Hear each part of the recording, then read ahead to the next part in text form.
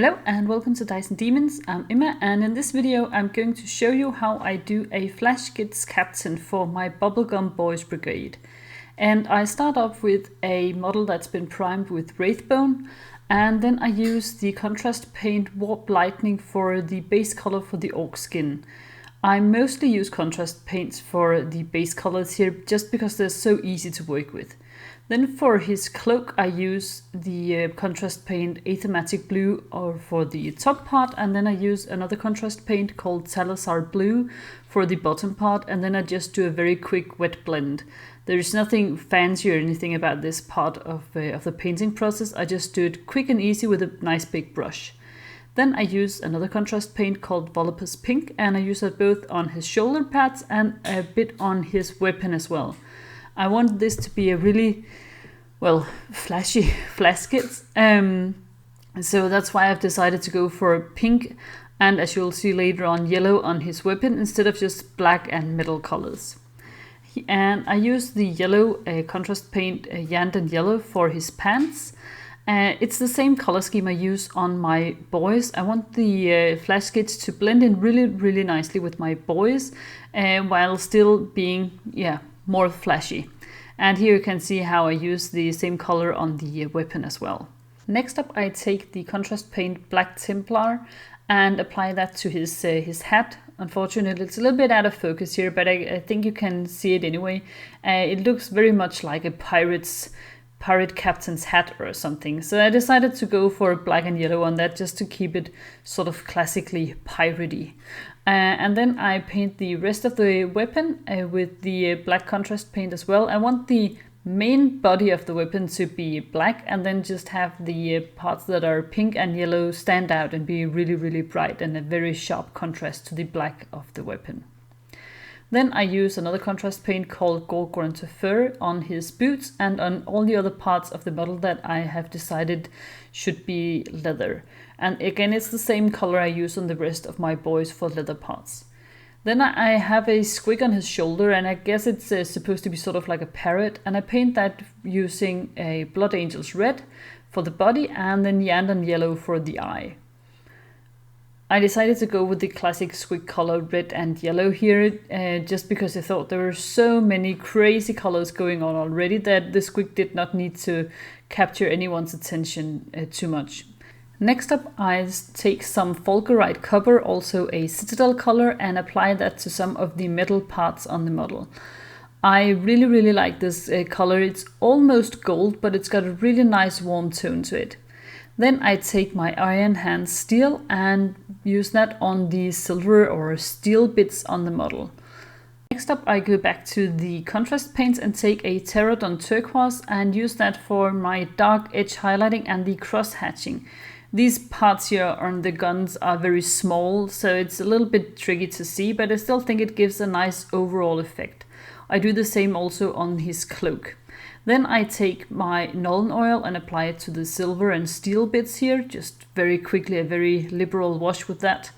And then I take the Cryptek Armor Shade, one of those new Necron paints, and apply that to the Fulgurite Copper just to shade it and give it a sort of darker tone and a bit of nuance to the color as well. Then I take some of the Tesseract Glow, also one of those new technical paints for the Necrons, and apply that to the cables here. I just want to make it look sort of weirdly magical. Then I take the Griffhound Orange just to apply a bit of shading to the yellow pants, just like I do with my ordinary boys, just to tie them all together. And then I do a bit of cross-hatching here on the gun like I did with the Pterodon Turquoise. I do that with the orange here on the yellow parts of the model as well. It gives a nice shading effect, I think, and also just a really lovely texture with the cross-hatching. It does take a bit of time, so if you don't want to do that, you could probably skip that step.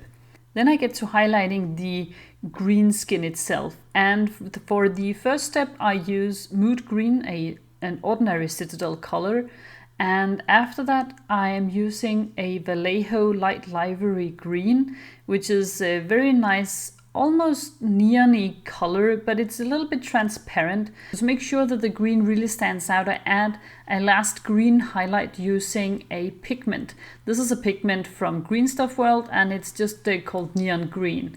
And I mixed the pigment with a little bit of Lahmian Medium, and then I apply it just like this, just like an ordinary paint. It is not quite as smooth as ordinary paints are, but it works really, really well, I think, for something like this. And it really gives the orc skin a very, very nice bright green glow. Then I start highlighting the pink bits on the armor and on the gun, and I use another pigment. This is from PK Pro, and it's called Cyclam Red. And I mixed it with a bit of medium and also a bit of matte white from Army Painter. And it is a bit smoother, I think, than the pigment from Green Stuff World, a little bit easier to work with, but it still gives off this really nice neon effect, which I really, really like. Very nice bright contrast to the darker parts here on this weapon. Then I take my yellow. This is Flash Gitz Yellow, a Citadel color, a completely ordinary color, and I use that for highlighting the pants. Again, another step that I always do on my ordinary boys. And then I add slight touches of highlights to the green skin as well, just to give it a sort of a bit of a warmer tone, because the pigment can be a little bit harsh. So this both gives it an added layer to the highlight while also just smoothing it out just a tiny bit.